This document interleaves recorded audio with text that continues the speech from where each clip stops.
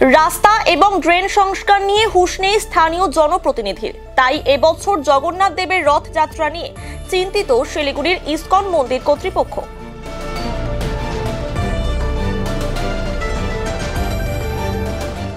আগামী 7 জুলাই জগন্নাথ দেবের রথযাত্রা। ইতিমধ্যেই রথযাত্রার প্রস্তুতি শুরু করেছে ইসকন কর্তৃপক্ষ। তবে দীর্ঘদিন ধরে বেহাল অবস্থায় পড়ে রয়েছে ইসকন মন্দির এলাকার রাস্তা এবং ড্রেন। কার্যত ড্রেনের দুর্গন্ধ এবং রাস্তা দিয়ে চলাচল দুষ্কর হয়ে দাঁড়িয়েছে। একাধিকবার স্থানীয় 40 নম্বর ওয়ার্ডের কাউন্সিলর মুন্না প্রসাদকে বিষয়টি জানানো হলেও তাতে কর্ণপাত করেননি বলে অভিযোগ। এদিকে জগন্নাথ দেবের রথযাত্রায় প্রচুর ভক্তের সমাগম হয় শিলিগুড়ির ইসকন মন্দিরে। বিভিন্ন জায়গার পাশাপাশি ভিন রাজ্য থেকেও ভক্তরা আসেন। তবে রাস্তার বেহাল দশা থাকায় এবারে ভক্তদের সমস্যায় পড়তে হবে। এই কারণেই কার্যত চিন্তায় রয়েছে শিলিগুড়ির ইসকন কর্তৃপক্ষ। এই বিষয়ে শিলিগুড়ির ইসকন মন্দিরের জনসংযোগ আধিকারিক নামকৃষ্ণ দাস বলেন, আমাদের আগামী 7 জুলাই ভগবান জগন্নাথ দেবের রথ মহা ধুমধাম করে পুরীর সাথে সাথে শিলিগুড়িতে উদযাপিত হবে। কিন্তু আমরা কয়েকটা বিষয় নিয়ে খুব চিন্তিত। জাস্ট কয়েকদিন আগেই পুলিশ কমিশনার সাহেব একটা মিটিং ডেকেছিলেন। সেখানে সুরক্ষা থেকে শুরু করে সব বিষয়ে আলোচনা হয়েছে।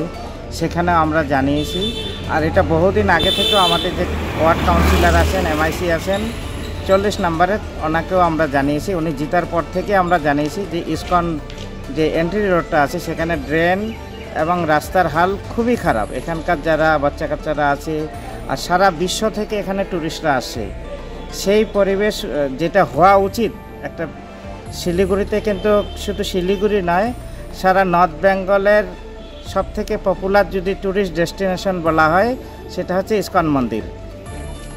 এটা একটা ধর্মীয় আমাদের মন্দিরের সাথে সাথে কিন্তু ট্যুরিস্টদের কাছে খুবই আকর্ষণীয় হয়ে উঠেছে। কারণ শিলিগুড়িবাসীর বাড়িতে কারো বাড়িতেই কোনো গেস্ট আসলে তাকে ইসকন মন্দিরে আনতে হয়। আমরা সেই অনুসারে কিন্তু এখানকার পরিবেশটা আরও কিছু রক্ষণাবেক্ষণ, যেমন রাস্তাঘাটের ব্যাপারটা, এটা সম্পূর্ণ প্রশাসনের কাজ। সেটা আমরা আরও আশা করছি আন্তরিকভাবে ওনাদের কাছে সহযোগিতা। আর এটা সামনে রথ যে রথ আমাদের 7 তারিখে, সেখানে ভক্তরা পায়ে হেঁটে যান। সেখানে ইসকন মন্দিরের যে এন্ট্রি রোডের হালত বহুত খুবই খারাপ। আর সেবক রোডটা পুরো রিপেয়ারিং চলছে। এটা অনেক দিন ধরে রিপেয়ারিং চলছে। কিছু জায়গায় জেসিবি দিয়ে পুরনো রোডটা খোঁড়া হয়ে গেছে, সেখানে সম্পূর্ণভাবে রিপেয়ার হয়নি। এখন খালি পায়ে ভক্তরা হাঁটবে, এটা নিয়ে আমরা খুবই চিন্তিত। আমরা প্রশাসনকে অনুরোধ করছি, পিডব্লিউডি, তারপরে কর্পোরেশন, আর এটা যেন দেখেন। আর দৈনন্দিন আমাদের ইসকন মন্দিরে একটা টোটো নিয়ে বিশাল সমস্যা। যেখানে আশরাফনগরের কিছু টোটো আছে, কিছু মেন রাস্তার টোটো আছে, প্রতিদিন ওরা গেটের সামনে ঝগড়া। ও বলছে আমরা এখান থেকে উঠাবো, ওরা বলছে আমরা এখান থেকে উঠাবো। এতে ট্যুরিজম সেক্টরে বড় একটা আঘাত হচ্ছে।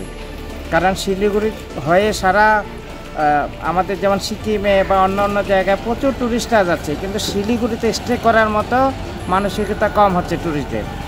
তার একটা বড় কারণ যানজট।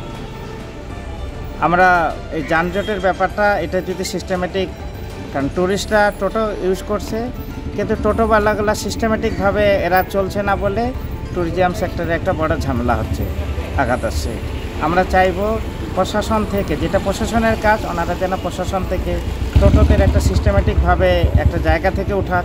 ওরা গেটের মধ্যে মারপিট করা, গেটের মধ্যে ঝামেলা করা, আর এটা খুবই অশোভনীয় দেখায়। অন্যদিকে এই বিষয়ে কাউন্সিলর মুন্না প্রসাদের সঙ্গে যোগাযোগ করা হলে তার কোনো উত্তর পাওয়া যায়নি।